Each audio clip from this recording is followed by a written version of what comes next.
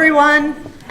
I think we're going to have a prompt start so that we can adjourn for a delicious meal at 6 o'clock, to which you're all invited just next door. I'm Amy Villarejo. I'm the director of the Milstein Program. We're delighted to have Rick Johnson here presenting. I'm going to do a quick introduction. He's got a lot of his biographical stuff on the first slide. He promises that we're going to go snappily through them. He is the Jeffrey S.M. Hedrick Senior Professor of Electrical and Computer Engineering here at Cornell. He believes in any person, any study, because he has switched emphasis, maybe even switched fields, careers, several times already since he's been at Cornell he started here in 1981. He moved from adaptive control to signal processing, and now, as you'll learn, to computational art history, which builds on his background in signal processing and adds the Dutch masters. He's also cigars, right? Yes, absolutely. Okay, just checking. Yes, he's also a fellow in the Computational Arts and Humanities at Cornell Tech. He received his PhD in engineering from Stanford in 1977, and he has been here enriching us since 1981 and exemplifies, in my view, the passion and range of our breed of faculty. So welcome, Rick. Oh, thank you. So now I have to be extremely boring so that you know I'm an engineer, right? So I am an engineer, okay? And I'm a Sputnik baby. So I was in second grade when Sputnik went up, and nobody here practically is old enough to remember that. But basically what happened was at that time is that every kid, male, female, didn't matter. If you had any brains, you were put into science and math, and therefore I never had to take biology. I never had an art history class. I then went to a technical school as undergraduate. This is where, if I'm going to talk mostly to the students tonight, but this is where you have a big advantage here at the university. So I went to a technical school. The humanities courses were just execrable. They were service courses, and they were just terrible. Okay. And so in my early 20s, I'd never been to a museum. I'd never been to a fine art museum until I was an exchange student in Germany. My host family said, you've got to go to, well, they didn't say it, they said it in German, but you've got to go to, sorry, I didn't want to be, you've got to be accurate. You've got to go to a museum. And I ended up going to a museum in Berlin. This is when Checkpoint Charlie was still there. So the museum was outside the city instead of the center of the city like it is now. And I went in the room with the Rembrandts, and I stayed for a couple of hours, and I was, I don't know, emotionally impressed. I don't know exactly what the story was, but then I spent the next 2 months touring on my rail pass, sleeping every third night on the train and stuff, and went to all the museums, and everywhere I went, I saw the Dutch paintings, and I said, why do they keep doing this, and why do they keep doing that? And so when I went to grad school, I ended up taking enough art history to get a PhD minor. And then 30 years went by when I had to do everything but that in order to get tenure and so on and so forth. And so finally, 12 years ago, I decided on my fourth sabbatical. So every second sabbatical changed what I was doing. I'm going to see if I can do anything with art history. I know a little bit about it. Actually, I didn't realize how little I knew, okay, because things have changed a lot in the 30 years since I was in grad school, 40 years since I was in grad school. And so I put it together a little bit with image processing, with a little machine learning. I should be able to do authentication, which is the only thing we ever did in class. Those were the exams. They put 2 slides on. How many people have taken an art history class? I should ask this first. That's good. Okay. How many people have been to a fine art museum in the last... Wait until I finish the question. This is not Jeopardy. In the last 6 months. Wow. How many have been to a science museum in the last 6 months? Oh, I'm really impressed. Of course, it was a quarter of how many had been to an art museum. So for me, it was backwards. So I'd been to the Air and Space Museum of the Smithsonian when we went, but we didn't go to the National Art Gallery. Okay, we did go to the museum with all the dinosaur bones, right? So natural history, right? So anyway, so I'm now in a position to actually spend my time visiting museums and trying to see if there's anything in image processing that could help. And so what I'm going to show you is that because this combination is so new, even though you're an undergraduate, you can actually solve open research problems. There's not many things like this left around, okay? And I find that this probably is the best way as a teacher to encourage you to consider graduate school and the things that come with it, the kind of the research aspect, the kind of having some of your choice and your mind as to what you do. I mean, I have a fabulous position as a faculty member, okay, and it's because most of what we do, we get to choose to think about what we want to think about, and you'll have that opportunity. But anyway, so I also was looking at all of this as a way to turn my interest into something where it could actually involve undergraduates as the researchers themselves. So let's talk a little bit, and I'll show you a few artworks, but here's a painting by Vermeer. This is the thing, the first time I taught in these courses, I asked, how many people know who Rembrant is? Nobody raised their hand. This is all engineers. How many people know who Vermeer is? I was rhetorical, sorry. Okay, it's a much smaller number. But so it's interesting because I had no idea. I do have my exposure to the old masters when I was a kid. I never went to a museum, but I collected my baseball cards in a cigar box. That's the one that had the syndics, the painting of the old masters. That's Rembrandt. So maybe there was something going on all those years. Who knows? But what I got asked was ultimately to count threads in the canvas. And you're supposed to, at this point, go, why? I'll tell you a little bit in a second. But so why were they taking x-rays? They were already existing because you can see the paint layers underneath the surface layer, and so you can maybe see that he painted the arm here first and the arm here second.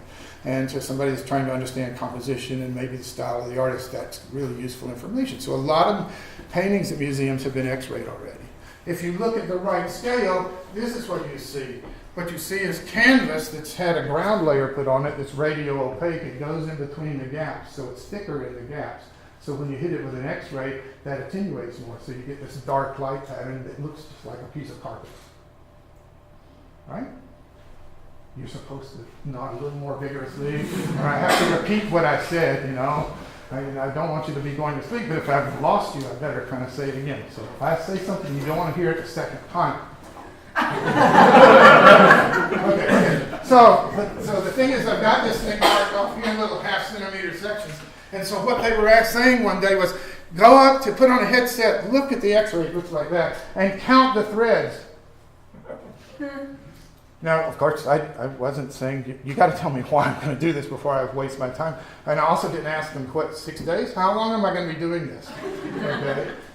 But anyway, my reaction was, that's a signal. Oh, remember signal processing, right? That's a signal. So let's think of black as 0. Black is both 0, right? And when we think of the white or the lighter ones as 1. So as I move across on a horizontal line across that image, what do I see? Right? That's your part. Right. Okay? Okay. So now, what do I want to do? I want to count those times that it goes through, and it's because you can see it's the threads. I mean, you can see here. 1, 2, 3, 4, 5. Maybe you can't see from the back row here. Let me blow it out. Whoops. I'm skipping some of the words. Okay. So here we go. 1, 2, 3, 4, 5, 6, 7, 8, 9, 10, 11, 12, 13 right in the middle. That's 1 centimeter, 13 threads per centimeter. Thank you. You did 1. You're supposed to do 15 per painting. And the museum has 3,000 paintings. You better get a big team, right? But that's what they were doing. And why were they doing it?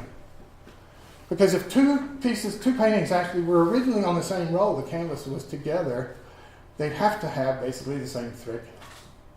Okay. It's not true that if they do have the same average thread count that they're from the same roll. Okay. It's one of those negative things. Is if they don't have the same average thread count, they cannot be from the same roll. Okay.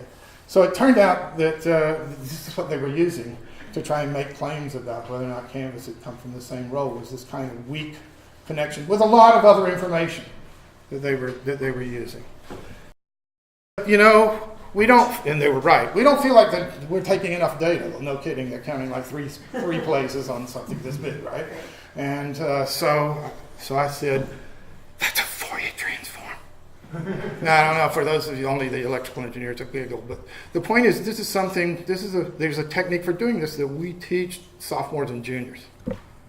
Okay? So I went back to my apartment, and I had an example like this, and this shows you the 13 you can count, and we'll refer to this in a minute, but basically what I did was I counted, and then I wrote a little program, okay, and it stuck the image in, and it gave me the same answer. And then I go, oh, so the next day I go back to the museum and I say, it works, we're going to count everything in the museum, we'll count all of your paintings. I mean, just start x-raying everything. Now, this was my first cultural lesson. And, working with museums, it was like, please try not to be so American. You're always in such a hurry, want to do everything at once. You're going to rule the world. No, that's not the Dutch way. We'll give you 30. Okay? And we've since counted everything. This was with the Van Gogh Museum. We've counted over 600 paintings. So why? Well, and how? So the thing I want to do first, and I want to impress on you, if you're trying to look at a new field that's unfamiliar to you, you really need to embed yourself in that other field at some point and understand why they're doing what they're doing. Okay? What is it they hope to gain by asking the question that way? Okay? And we know as engineers to do that if it's another engineering discipline where everybody can speak math. Okay? But if we try to do it with anybody else, we just give up. Okay? So we hire a specialist. Okay? I mean, it's just too difficult. And I'm telling you, learn that now, because that will be an extraordinarily valuable skill, is how to, and we have people who have actually specialized in this at the upper level of their research. So this is an important thing that somehow never gets taught if we don't actually take multidisciplinary courses. Now that's a $5 plug there. If I do Thank it you. again, Yep, you got it. just checking. Fill your pockets. No problem. Okay. So basically, this is. I went to the absolute top expert in the world, a fellow named Ernst von der Wettering. I actually met him, and he was a research assistant on the Rembrant research project, which started in 1968, which was the first big effort to look at all of Rembrandt's paintings and decide which ones are really Rembrandt, and using science and art history. And he also was the leader of it when they finally closed it down and put all the information at their RKD. Anyway, you need to count 15 in each direction. Nobody does that many. Okay, 15 is still not enough. It doesn't cover the canvas. You don't want to count the threads more than once. What's he talking about? Well, remember we saw them kind of like this. Think of how it's woven. You have a loom, you have the threads coming down like this. They're kind of in high tension in the loom. They're going to stay pretty much where they are as you go through the whole piece of fabric. But the thread count here is going to be a little different from here. Right? We saw it already. One of them was 13, one was 13. The next one was 13 and a half or something. Okay? Remember that. Okay, that'll be important. In other words, what I'm trying to point out to you is there's a lot of knowledge buried here. We'll show you how it comes up later, but you might not be able to decipher it from the way this expert has described it. And it took me a long time to realize he was telling me something that it took me a while to figure out. Okay, and that is you should expect the threads in a column to all have the same thread count wherever you do it. So don't count it twice. That'll screw up the average. Okay, fine. I promised him that every time I gave a talk, I would tell you, you're not counting the threads, you're counting the imprint and the ground layer. Okay, so that makes for some false assertions sometimes, but I promised him, so there, I said it. So, okay, and you've got to count these things to within 1 thread per centimeter, because that's what he tells us is the accuracy you need to tell whether or not they're from the same row. If the thread counts are different than 1 thread per centimeter, then they can't be from the same row. And then he reminds us that the average count being the same doesn't solve the whole problem. But here's the big kahuna. If you have row mates, most likely they were painted on in the same time period. I mean, somebody doesn't go buy expensive canvas, cut part of it off, stick the other in the corner, wait 8 years to use the canvas. Right? We'll see. Okay. So anyway, that's what we suppose. So, okay, so now you pretty much know everything there is about counting threads when I showed up in 2007. That was the day that somewhere in there they told me to do this. So that's what everybody needs to do. You do this hand counting this way, you count this many, you take the average, there's your number. Okay? So now I'm going to ask you to think big. You know, beyond that boundary that says there's absolutely no way that I could count every spot on a painting. Okay? And so I'm going to say, well, what if? What if the computer can do it and I could count every spot? What would you see? Would it be useful to know? So what you do is you think, well, what am I going to give them? I'm going to give them this big giant piece of paper with all these little holes in it, little squares in it, and I'm going to put numbers in all the squares that tell them what the thread count is everywhere. Okay, I mean, that's not going to work. I'm going to give them some enormous graph with, the diagrams that give them the isonclines and all this kind of stuff. No, I've got to figure out something that's in their skill set. And what they do is they look at artwork all the time and they see patterns. And they see it in color and so on and so forth. So why not put every block a color for the number? Okay, simple enough so far. So if the thread count's 15, I put blue. If it's 15 and a half, I put purple. I don't know, something like that. Okay, so now I've got all these colors. What do I expect to see? Remember the bundle over here that was the same thread count all the way through? So vertically, I should expect to see all the ones in that column have the same color, right? How about the column next to it? They'll all have the same color, but it'll be a different color. How about the one next to that? Same thing over again. How about going this way? The thread's this way. Same thing if you do it, draw it this way. This is like a barcode. Everybody's been to the grocery store except George Bush the first, right? Remember when you went to the grocery store and you said, oh, geez, what's that? You've never seen a scanner, okay, when he was running for president. So but anyway, the barcode that's on everything is just these stripes. Okay, so maybe this means that I have a barcode for that roll of canvas, because every time you set up a loom, it's going to be just a little bit different. Wow. Think about that. But I can't do it. It's just crazy to imagine doing this. I might see these stripes, but what's going to happen is that, I'm going to have to, if I had to count it by hand to do this, I'm going to have to count on this painting I just showed you, 9,000 spots. Okay, if everybody does 150, okay, we could maybe do it this week. Okay, that's the problem. So, okay, crowdsourcing, okay, no. It's like I already told you. The thing is, here's a problem where I think it looks just like hundreds of engineering problems. Find the frequency of something. So I know that I go to that bucket for that problem and start looking through those solutions. So let's do it. So there's the painting, and that's what happens. So here's the things across the top. This is the thread density this way. This is thread density this way. And some of them aren't as nice looking as others, but actually you should have seen the X-ray, right? Okay. These, by the way, are the angles of the threads. And we did this as a byproduct, and they looked at this and said, wow, that's really cool, that's custom. I know you don't know what that is, but that's the indentations here, okay? That's the way it is in every field. You use this terminology to keep out the non-experts, right? So that it's like job protection. Okay. So anyway, customing's a big deal. So this picture shows it better than anything else. So right away, it's another feature. I'm showing you something that we did that we weren't asked to do. We stumbled across it and didn't, we could have just tossed it out. But because we had this nice close interaction with the museum people and showed it to them, and they looked at it and said, that's great, more! Okay, we knew that we were onto something. That wouldn't have happened if they just said, could you count threads for us? Yes, we can count threads for you. Here's the number. End of story. Okay, and multidisciplinary research doesn't work unless it's multidisciplinary interactive research. Okay? So anyway, these are nice looking pictures, very bright colors. And the point is it's the same one twice. And I know that you'll look at them and you'll be able to see the stripes differently, but they're the same numbers. So again, you've got to be careful about the psychology of vision and how you view these things. But whoa, look what happened here. I have two paintings by Vermeer. And these are weird paintings. They're only two of this type. It looks like the same model in both places. I have to turn it upside down because when I turn it upside down, they're on the same canvas roll. See them stripes that match?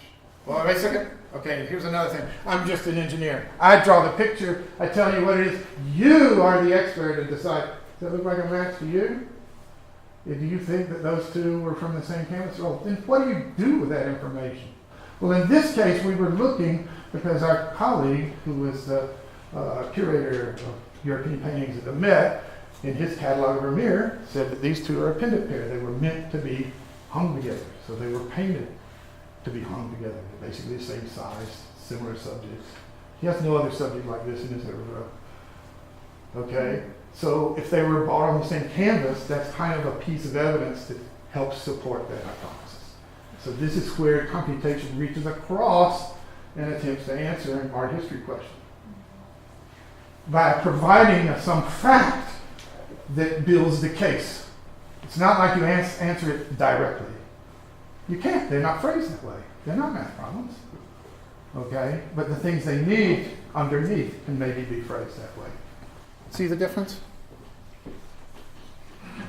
I'll have to tell you again, man. This is going to be a long seminar. Okay, so here's another one. These two are in the National Gallery in London. What do you think? It's another pendant pair. One's the good girl, one's the bad girl, according to Walter. And I don't know what he's talking about. But a lot of Dutch paintings are moral lessons. So if you look closely at this painting, which you can't, it's too small. But here in the background of this painting, which is upside down, is a Cupid. Here in the background of this painting, which you can't see, is a brothel scene by Dirk van Buren.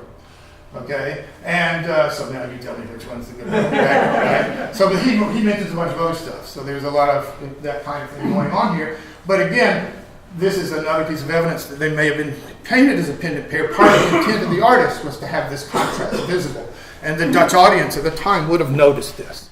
They were very in tune to all these moral lessons. This is the first one we matched up. It doesn't look as good as the others because these are very small paintings and the matches in what's called the weft direction, the cross direction of the canvas, which is a lot rougher in terms of its weave. This is half the Vermeer experts in the world hate that. So this is the first we did because I read in the literature where they say, hey, look, these two they're from on the same canvas. And I think, oh. So I contacted Walter Liebke, who was, and he knows the owner. And within 2 hours, we're going to get the X-ray. I said, well, okay, great. Now we got to figure out which one it matches. So we started looking at all the ones we had, and it turns out that this one is definitely a Vermeer. It's a very famous lace maker. It's in the Louvre in Paris. There's no doubt about it. And so I showed this to the expert. The head of the Van Gogh Museum, of the Vermeer Museum, no, Van Gogh Museum was a Vermeer expert. And his first reaction was, oh shit. So, it's a very professional reaction, but, he really didn't want it to be a Vermeer. And I did talk to the person who owns it, okay, at something, and I asked him, well, what did you think the first time Walter showed you this paper we were writing? And he thought a minute, and he said, ecstatic. So, I said, well, you could have just said 2 more zeros or something. But anyway, but this is a place where it's showing authenticity support. Because you doubted the painting on the left. How the hell could they be on the same canvas? And somebody's answer would be, his cousin painted it. He showed him how to do it, gave him the canvas. It's not a Vermeer. Okay, so it doesn't cure everything. But it's another piece of forensic evidence that stacks up to make your case. Now, I have to tell you, when we started this, nobody thought we'd find any matches. Okay? And we're now up to how many? 3 pairs, right? So that's 6 paintings, that's 3 pairs of matches. What about this? So you're the professional. I'm going to show you the thread count, the thread maps this way and this way for these 4 paintings oriented as they are here. Are they a match? And the answer is yes. The problem is that if you consult the experts, this is Walter Liebke, this is Arthur Wheelock, who's a Vermeer expert at the National Gallery in Washington, and Francis is at Syracuse. They've all written books about Vermeer, catalogs of Vermeer's work. And so they give us the dates of this L31. That's the one at the top here. It's this date, 1670, 71. That's this guy. Look at him, how nice the match is there. It doesn't have anything next to it up here, but this is a good match. Wait a second. All the others, none of them are dated later than 65. Showed this to the experts, and their reaction was, well, need to think about that. Okay, and what does that mean? It means they're dated wrong, okay, or Vermeer is the weirdest kind of pack rat, because he only painted 2 paintings a year. What's he doing holding on to canvas for 5 or 6 years? We don't know, but it's these interesting things that you stumble across. We weren't looking for this. We were just trying to find the ones that match. But to find 4, your first question should be, where's this one? Okay, who painted that one? But to find 4 like this was kind of, it caught everybody's eye, all the experts, because pairs, okay, weird things can happen, but to have this grouping, we know nothing about his studio practice because there's no records. So anyway, now we have 1, 2, 3. The 4 has actually 3 pairs in it, so we have 6 pairs that we've found, and so all 6 of those pairings are described here in these boxes.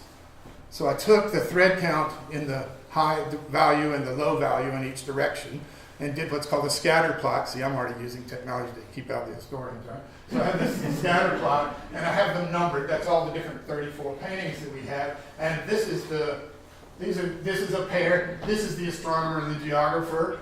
That's the 3 pairs, the 4 up at the top. Notice how different their thread count is from everything else. It's clear you bought that as one piece of canvas.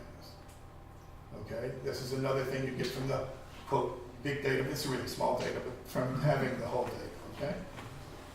So we noticed that every one of these is within 1 thread per centimeter of each other, these pairs.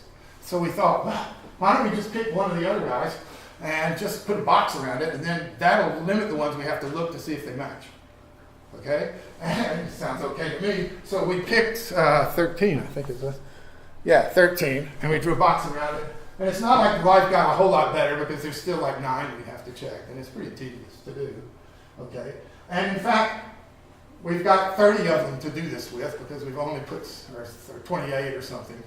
So we did a little of this, and we actually ended up finding 2 more. Okay? So now where are we? We're at about 40% of his paintings actually come with a partner on the same canvas. So now we have something that says something about this practice must have been part of his studio something. We just don't know what. Fair enough. Now, if you want to read more about all this, there's an online book that's free. That's spelled F-R-E-E, okay? And this is where you can go, but it's all about Vermeer, and it was a fabulous experience. I should tell you that the very first person at the top, Arthur Wheelock, is probably the top expert on Vermeer in the world since my colleague Walter died a few years ago. And actually, when I was at grad school, starting art history classes, my second class, this very charismatic person who was the inspiration for all this, Madeline Carr, was a visiting teacher at Stanford. And she said, "You're an engineer." I says, "Here, why don't you look at this paper about this thesis that was just written at Harvard about Vermeer's use of the camera obscura." And anybody that's studied Vermeer knows that there's a lot of talk about him using the camera obscura to support his ability to actually paint things that we now recognize as things that we see in out-of-focus photography and stuff like that. But would have been, this was a forerunner of the camera. So there were lots of papers written about this. And Arthur was one of the experts. That was his PhD thesis that Madeline gave me. So for years, I'd always wanted to work with Arthur. So finally, I got him to write the intro to this intro essay to this book. But then the other people are the people that I've worked with for years on doing this canvas stuff, because this was started, as I said, in 2007. Just to make you realize that this is not just Vermeer. Okay, so here's the earliest match. We found this dirt bounce. These are actually canvas over panel. So back then, most everything was panel, but this triptych was painted on canvas and then attached to the panels that would hold it up in church. But then the 3 pieces were moved around the world separately, and they didn't know which ones went back together, and this person, we knew had a hypothesis. They got us the x-rays of this pair. And I'm supposed to say, "Well, what do you think? You're the expert. Do they match?" And you're supposed to say yes. And okay, we can dispense with that. Here's 2 more. I'm giving a talk at the Frick, and there's a visitor from Spain. And this is in the Frick collection.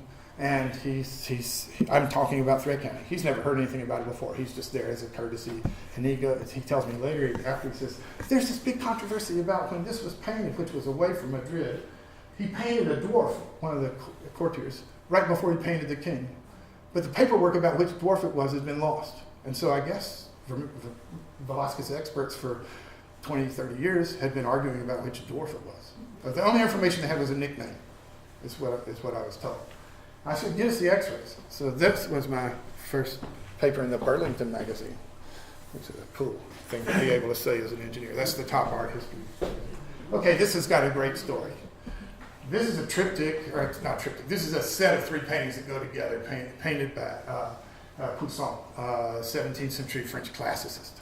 Okay, and he's in Italy when he paints these, but they're for Richelieu. When he gets back to Paris, his studio cranks out more sets of these. Okay, so this one's in the National Gallery in London, and it's the only one that's considered autographed or actually painted by Poussin himself. Okay, this one's in the Nelson Atkins Museum in Kansas City, and it's considered maybe painted by studio, not by Poussin. Okay, this one is in the basement in the National Gallery in London, and is considered to be a fake 100 years later, and nobody needs to see it. Okay. That's the beginning. Unfortunately, the answer's at the bottom as well. So the thing is, we got the x-rays for this one and this one. And a colleague of mine, Bob Erdman, stitched them and then used a slightly different method for the calculating instead of Fourier transform, some other similar thing, autocorrelation based, it turns out, and drew these 2 weave maps. Now, just imagine you don't see the other one yet. These 2 match, and you're supposed to say, of course. I mean, how you have to be blind not to think of that. Okay, sorry, I didn't mean to say anything there. I'm sorry. Okay, so but anyway, we get the third one because the Nelson Atkins people are convinced now that theirs is a real Poussin, and their curator's been there and he's seen the other one. He thinks that's a good one too. Asks for the X-ray. They give us the X-ray. We draw this. They get on an airplane. They go to London with this information. They ask to see the curator, the head curator, is in charge of these paintings. They lay this in front of him, and he spends about 30 seconds looking at it, and then he goes, well, I guess that's a question for the next curator. This is part of the problem in dealing with certain questions with the museum. You can't go in and try to answer a question about it initially if you're trying to start an interaction that's not there previously. Okay? You can't go in and try to solve their most controversial problem. Who the hell's going to believe you? The computer says it's A, not B. I mean, it's not going to work. What you've got to do is go in and pick something about which there's agreement. It's just too damn tedious to do. Okay? And so what you're going to do is try to come up with a method that actually allows them to do that at 1,000-fold or 100,000-fold. And only because you believe by doing that, they'll see something they're not currently seeing. It'll enlarge their reach. It'll expand their vision. I don't know, whatever kind of PR metaphor you want to use, but that's the idea. Okay? That's the whole idea here. So you don't expect them to use this one piece of evidence and change their mind. You can't approach it that way either. I told you, it's this! What do you mean it's not a so-and-so? Okay? Now, I was told, by the way, they exhibited after this. Okay, it went up for, I think, a month or so. One of the guys on the team, I think, actually saw that it was up. I can't remember. I had sticking in my head. This is Van Gogh. This is one of the 40-something rolls that we're putting together. We're able to date his paintings within a 3-month period because that's how often he went through canvas. There's no other method for doing that accurately. Now, it works because you combine it with the letters, which are fabulous, okay, and the style changes and so on and so forth. But this turned out to be the key. The Van Gogh Museum is just over the moon. They're trying to get the world to give them X-rays of everything, and they think they can reconstruct.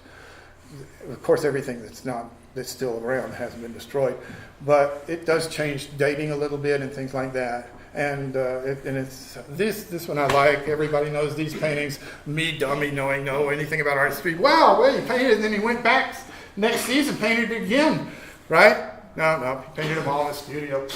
Okay, they're all off the same roll of canvas. Okay, So anyway, so that's the most modern one. So after this, Canvas isn't prepared in quite the same way, and straight counting is not as useful a technique. So it's not a cure-all for everything, but it was a huge surprise that it turned into anything this substantial. Okay, so it went from nobody thought about it, there were no algorithms to do anything, nobody formulated the problem, till 10 years later I go to conferences, and now when they analyze a painting, one of the things they do is weave maps. Pretty cool, right? 10 years. Don't tell me you don't have enough time. Okay, how long was Van Gogh an artist? 10 years. Okay, so don't tell me there's not enough time, especially later in your career when you think you want to change something. This is why you're getting the broad, multifaceted background now. So you can do that later.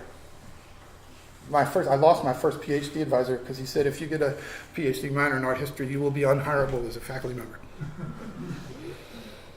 He was wrong. Okay, so now I want to do a different problem, and I'm going to have to race for time, so I only have 22 minutes left. So this one will go a little bit faster, but this is the one that's active project now. So for those of you that are, again, my principal audience, the students that are in the Milstein Program, and it is quite an honor to be doing the first one of these. So thank you very much for asking me. Andy, could you raise your hand for a second? This is Andy Weisvogel. He's the curator of the Johnson Museum. He's the head of the project. So if you find this interesting, he's the person to talk to later. Because we're recruiting for next year, right? Right. Okay, so and we have intern positions, and we have some really cool stuff to do. And the best thing is you get to talk to world-class experts, because the people advising us on this are the top people in the world. Period. There's no question about that. So we have this print by Rembrant at the Johnson Museum, and there's the watermark that's in the paper. So I'm going to tell you that you already have all the skills you need to be a watermark identification expert. It's just too tedious to do, right? So how many people know the game 20 questions? Oh, come on, everybody. 20 questions. It's like, is it bigger than bread box? Does it live in New Jersey? And, oh, it's Bruce Springsteen! Right? Okay, so you ask a couple of questions, and then you deduce the answer. Okay? Now, in the 1970s, this was a huge development in management science and binary decision tree theory. So that's what we're going to use next. Again, something that would be taught, maybe not in OR, but probably in statistics or something at an early level. Because I asked OR, I don't think they teach it anymore. So, okay, so I'm just going to get you to say, ask me a question. I'm thinking of one of these. Which one is it? The clock is ticking. If you ask it faster, you get more money. Does it have a fleur-de-lis? Does it have a fleur-de-lis? So what's the trick? You're trying to make me think it's this one, right? So because if I say yes, it's this one. The fleur-de-lis is the thing at the top for those of you that don't know what a fleur-de-lis is.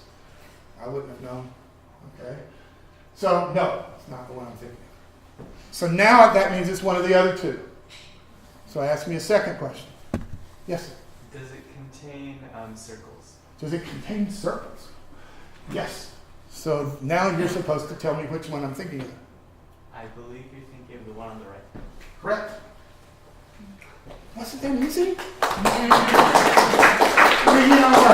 seconds, right? Not bad. Okay. Let's do it again. Except this time, these are all three different types. IHS, watermark, Strasbourg, bin, and five-pointed fool's cap. They all occur in Rembrandt's etchings. These are all the same type. Ready to do this one? Oh, come on. It's not that bad. No, don't ask me if there's a splotch on it. There's got to be things with the watermark. Is there by contrast? Okay, now, that's a good question, and they would have an answer. But the problem is it needs to be about the watermark because the contrast could be affected by the imaging technology. And I'm interested in it if I mean, what you've run across is exactly why it becomes a problem to teach the computer to do it. Okay, because it just does, it does something with a high contrast one that it does with the other one and tells you that's the answer. It's wrong. Okay, maybe. So it has to be something that's involved with the shape of the watermark and stuff. Yes, ma'am. The three lines going across, are they close together or far apart? Very good. Okay, so now what she's talking about, because we wouldn't ask it that way, are the stripes in the bend closer together, blah, blah, blah, something. You don't know what a bend is. So I've got to point out to you, she's talking about these, and she's asking if they're closer together or further apart. And it's a relative thing, which is also good, because now it doesn't matter what the scale of the images are. Okay?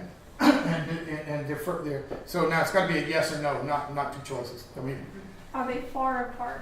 yeah. Now the problem is asking it that way, is it far apart compared to what? Okay, and this is the question of how you pose the thing. So I'm going to answer you because I know what you're asking, and they're far apart. So yes. Okay, now what?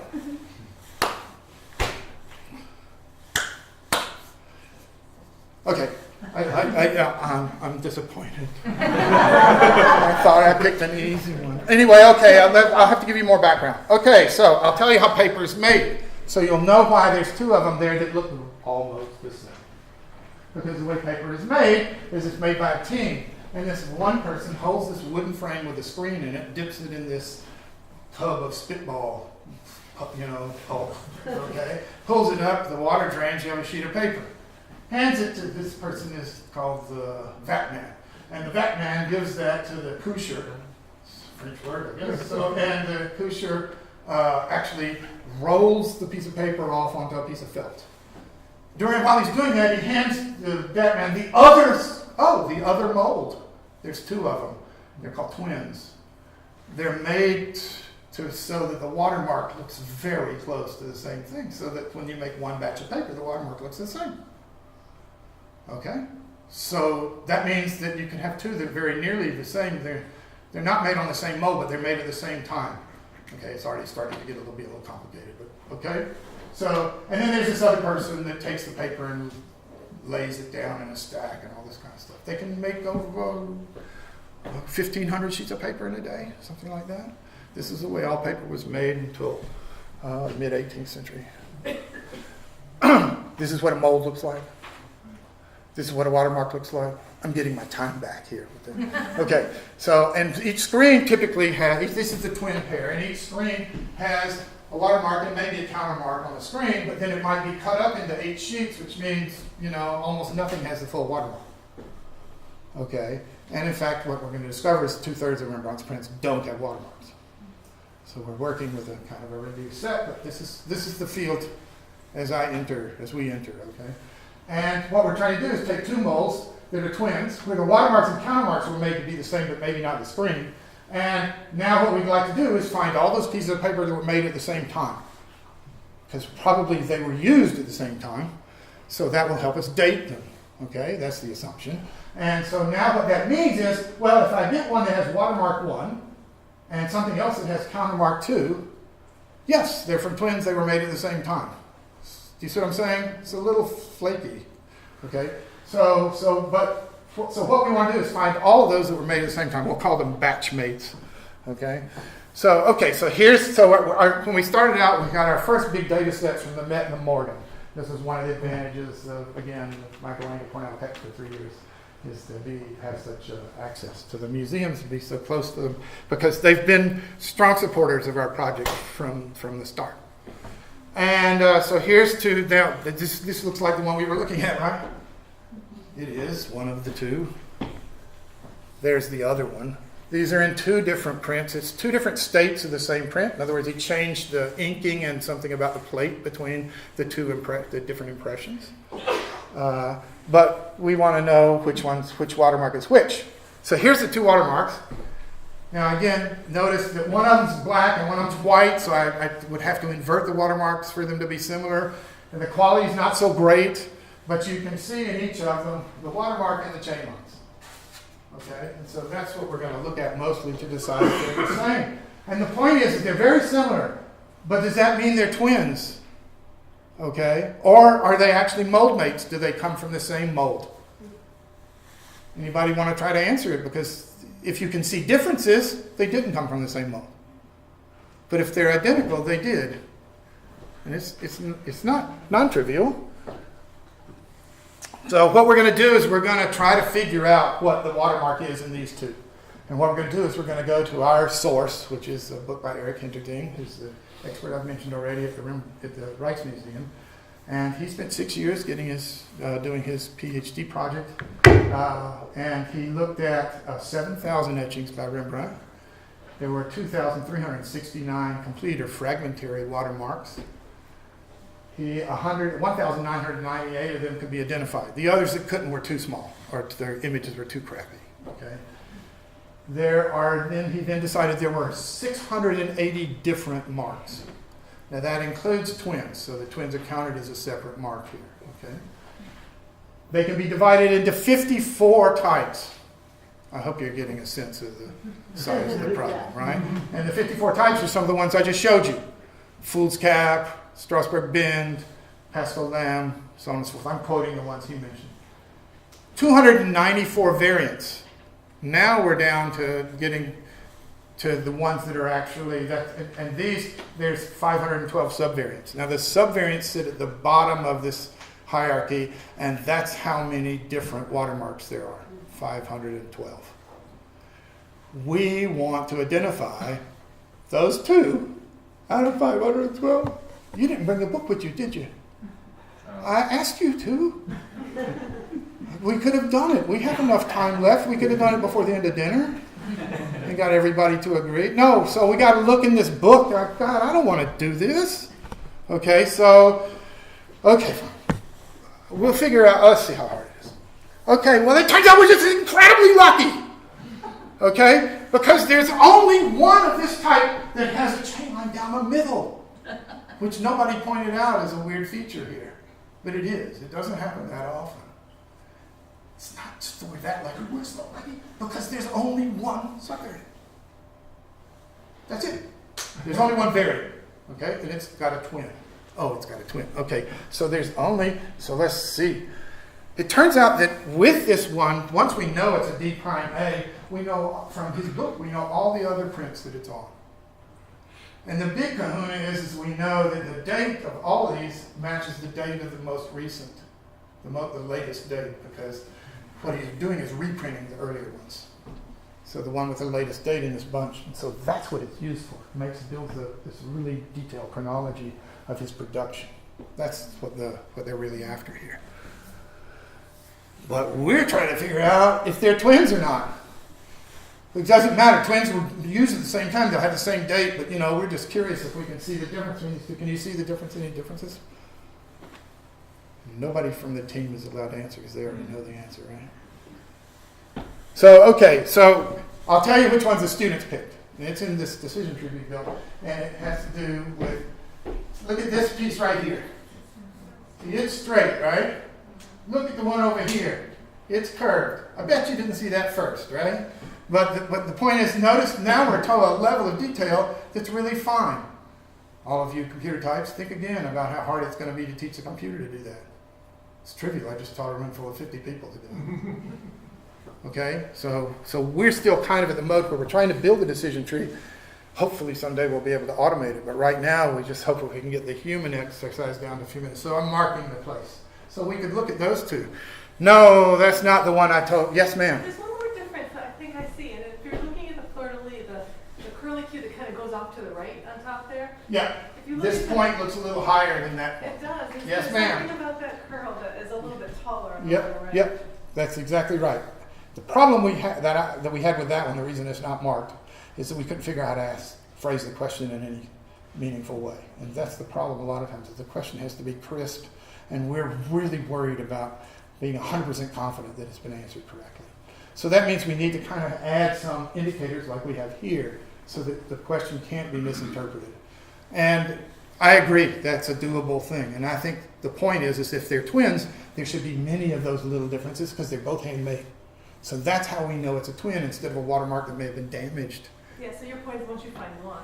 Well, you want to keep looking. You find one and you use that. That's enough. But if you really want to convince yourself it's a twin, it should have multiple of these little differences. So for instance, Eric Hinterding said, no, I don't look at that. I look at this. So, and I told my students since then, I think he tends to look at the top of the watermark first for differences. Okay? This seems to be his strategy. But anyway, one of them's fatter compared to its height than the other one. boy, that one had to be pointed out to me. The one I saw and other students saw was this asymmetry at the bottom. This side looks a little dinky compared to the evenness here. Okay, so now you're complete experts on Strasbourg bin D prime A. And there's the one from the Morgan Library. And it's the one with the curved thing. So it's D prime AB. So they're twins, and the other one is the other. Down. Unfortunately, Interdine's book, he thinks they're molemates. He labels them incorrectly. That's a minor point. But we were able to identify they're twins. These are twins, and okay. But we're really after this one, right? Remember, this was the task we were after. We were just getting warmed up. I just gave you the absolute easiest case and convinced you this was a smart thing to do because I tricked you. There was no choice. I mean, there was only one with a line down the middle, and that was it. Okay, but I made you think, okay, we're going to be able to do this. Right. Okay, so here we have the watermark we're after identifying. And we notice right away that there are, I put it in red just in case you're colorblind, it's 27. There's 27 different things we're going to have to choose among. Okay? There's 5 variants, there's 20 subvariants, and there's 7 pairs of twins. Go, right? Okay, so how do we do this? Well, we've been at this now for several years, and we still don't know exactly how to do this, in the sense that we don't have a strategy or say, you do this, then you do this, then you look at this, and you see what time it is, and and then you're done. Okay, that kind of thing. It just isn't like that yet. We'd like for it to be because there are lots of other problems where this could be used. There's many places in studies of art objects where there have been marking stamps put into the objects and stuff like that we'd like to be able to identify. So I'm going to try to give you a little hint. So I don't know how visible these are from the back, but these are examples, one each from the 5 different variants. Now I'm tricking you by picking something else that's also pretty straightforward. But if you look at these 5, they all have this IHS with the Roman cross on top. Okay. This one, in addition, has initials underneath. This one has initials underneath and a crown on top. This one has a crown on top. No initials. This one has a crown underneath. Nothing on top. Okay. So now, at this point, it should be easy to imagine what questions you would ask to decide which one it is or not, right? I mean, is there a crown? Is there a crown above the IHS or not? Okay. If you ask, is there a crown above the IHS, you'll get this one and this one with a yes and everything else with a no. Do you see that? So what you do is you then use those questions, and you have these branches that lead you to each of the variants, A, B, C, D, E. Now you do this again. For each variant, you take all the ones under that one and try to start asking questions that divide them up with the strategy of eventually getting all the subvariants separated. And it's a long process, and basically what happens is students get assigned to do different parts of it, and then they bring that thing back to our meeting, and then we all debate whether or not they've chosen the right things, and are there a question that answered that easily, and so on and so forth. And we end up with this, which is a decision tree diagram that tells you, answer this question. If you get a yes, the yeses all go to the right, the yeses all go to the right, and the no's go all to the left. Okay, but from your view, it's the other way around, sorry. Okay, so let's look up a little closer. Here you can see that with the first few questions, we've ended up with the various variants, A, E, D, and C, and B. And these questions here are about the crown and letters. Okay? So, okay, let's use this decision tree on our watermark, and somebody time me, because we got 4 minutes. Okay, so are any of the following true? So here's a place where we asked a compound question. So those of you that know computer logic, you can put the questions together with ors and ands and come up with lots of questions that divide the group up into different ways. Are any of the following true? Is there a crown above the H, or a crown below the H, or letters below the H? And the answer is no! There's none of those. So you go down this branch. We know we're in group land, A land. Is there a chain line cutting vertically through the S? No. Okay, so does the cross post bend to the right? It's a cross post. That's this thing. No, it's straight. Okay, so we still know here. Is the S backwards? Trust me, one of them, the S is backwards. Okay. Does the left end of the crossbar touch the left chain line? Now, sometimes the terminology will mark on the image when you're actually going to be using this, what we're supposed to look at. But you're looking at this is the left, this is the crossbar, this is the left end, this is the chain line near, and of course it does not touch it. So it's again a no. Oh, did I go too soon?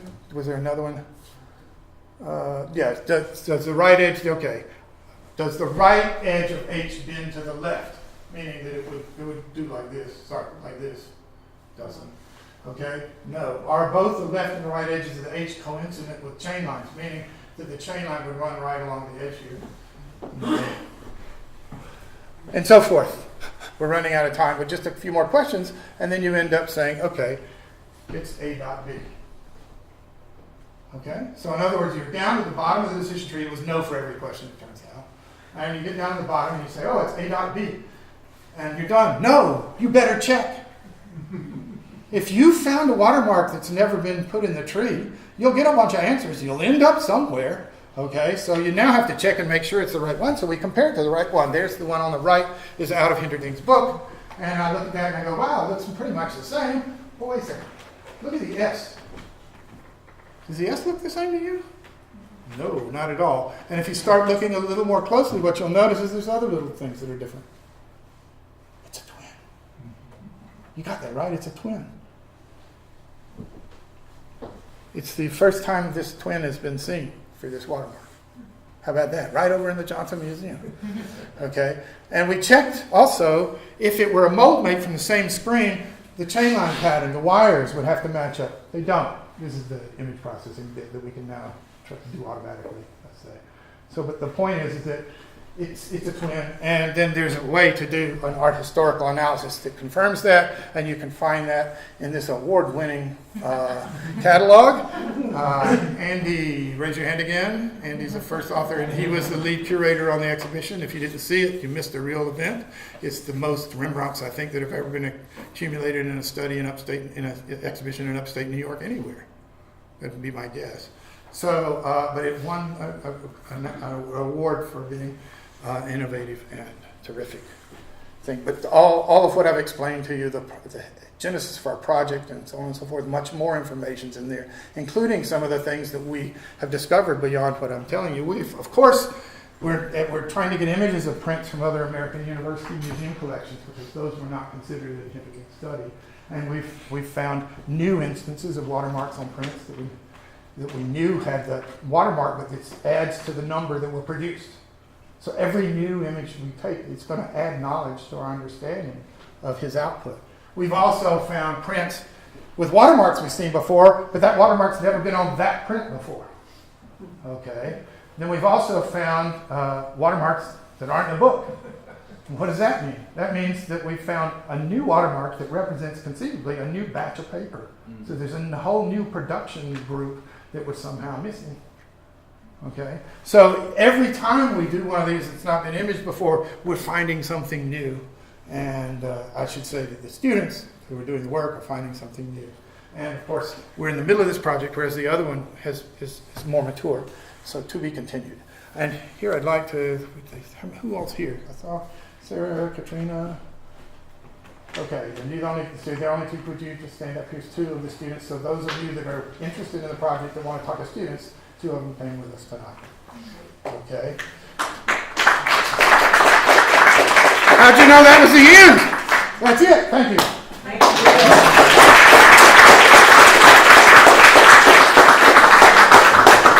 You're the greatest. Thank you so much. So there's a buffet dinner next door. For those of you who could stay, please do mingle, talk to the students, and Andy, and enjoy. Thank you so much, Rick. Sure.